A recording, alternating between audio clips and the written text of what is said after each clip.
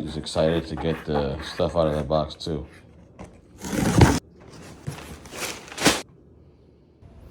Quick oil change on the F10. Hopefully we beat the rain. And if so, then we'll give a quick little update on the situation with the Shoup tuning.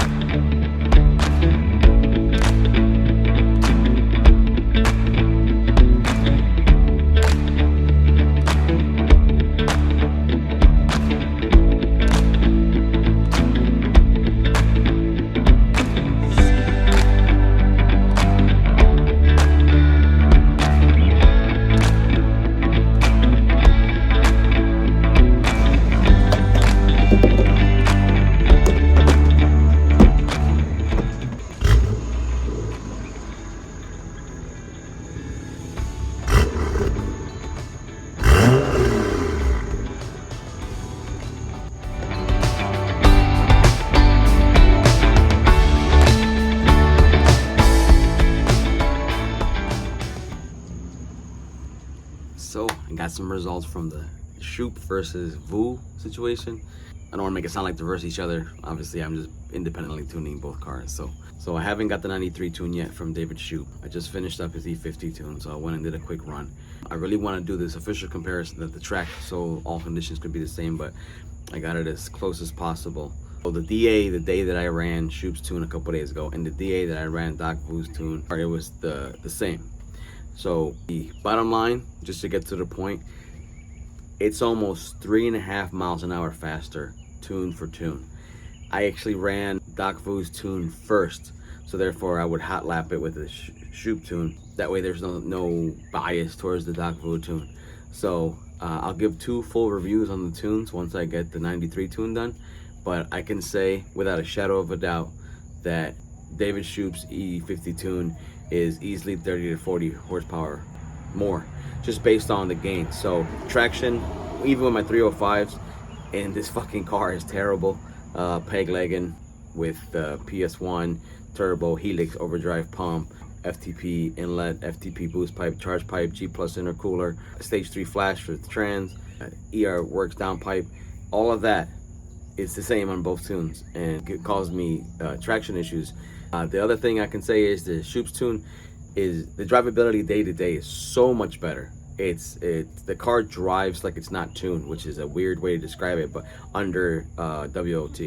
The tune for Doc Vu, only in WOT does it run really good, and day to day driving, it's the best way to describe it, because you know your car, you drive it every day, is it drives funny. Best way to describe it, I guess, breaking it down, is just regular acceleration, slight acceleration to pass cars on the highway. All of that is very different on Shoup's tune. Just overtaking a car, just going 70 in the right lane and having to go up to 75, 80 to pass the car, a blink on the Shoup tune.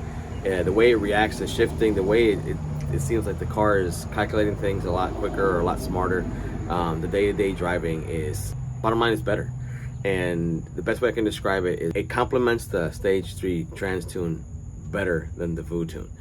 The VU tune, I'll break down the issues I was having with it when I do the both comparisons, but I just wanted to make sure and give everybody, all 6 of you, the update on. I went down to our local Mexico.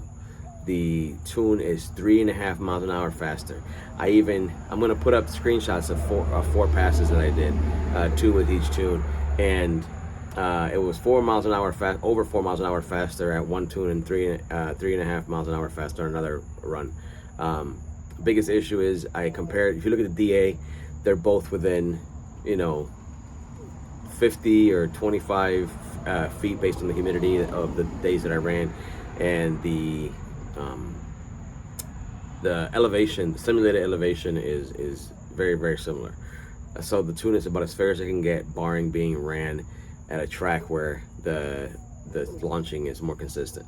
You'll see that despite the worse than equal 60 on both tunes, even with a good 60, or better 60, 2.2 and a 2.35, both are terrible 60s, but rear-wheel drive, decent power, and one leg. I don't know how you Beamer guys do it without LSDs, but those two factors, those two 60 foots, 2.21 versus 2.23, 2.35 versus 2.34, it was 3.3 plus miles an hour faster and 4 plus miles an hour faster, the Davis Shoup tune. What I want to compare next is the 60 to 130s and the 0 to 130s. I did one, it wasn't apples to apples because the 130 I did with the VU tune was in colder weather, which is an advantage. So, but when I compared them, I was almost 6 seconds faster on the Shoup tune in comparison.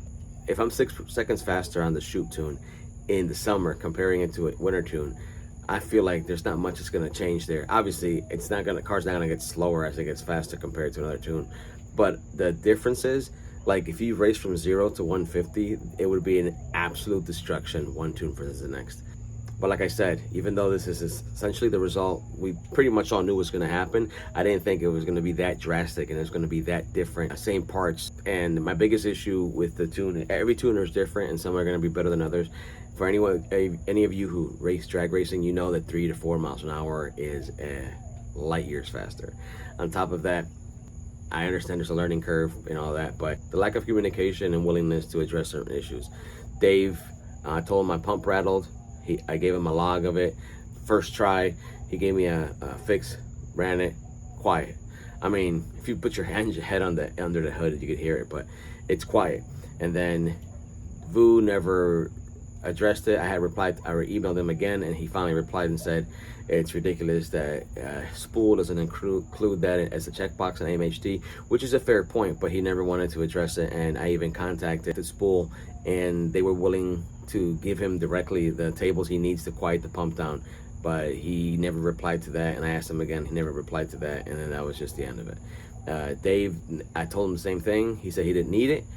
Bottom line, he took my car, gave me one quick flash, the rattle went away instantly. It seemed he just understands the vehicle by leaps and bounds. Just the way he talks to you, you know that he knows what he's talking about. Other than just playing around and making more videos, because this is kind of fun to do, we can conclude what we already knew, that the tune is faster. What I think maybe we didn't know was that it can be 3 to 4 miles an hour faster. For anyone that drag races, you know that that's leaps and bounds faster. You wouldn't usually have to add modifications to create a 3 or 4 mile an hour gain. When you look at the DA and the draggy screenshots and you look at all the parameters as it's going down, you'll see that it's about as close as it can get for comparing DA, elevation, temperature, and so on and so forth. And if anything, yeah, I'm sweating. I don't know if you can see that. It's fucking hot out here, but my cat, it ruins a lot of videos. And right now she kept jumping at this little tripod I'm using. So I didn't want to risk my phone getting fucked up because of a cat. So anyway, if anyone who didn't know much about each of them, like me coming into the turbo Beamer world, last time I had Beamers, they were all naturally aspirated, E39, E36, E38. So hopefully there's people like me coming into the N55, N54, et cetera, world. And these two tuners are both new to me, relatively new to me compared to other people. So it was fun for me to do this, and I hope you guys can get something out of this. Thanks.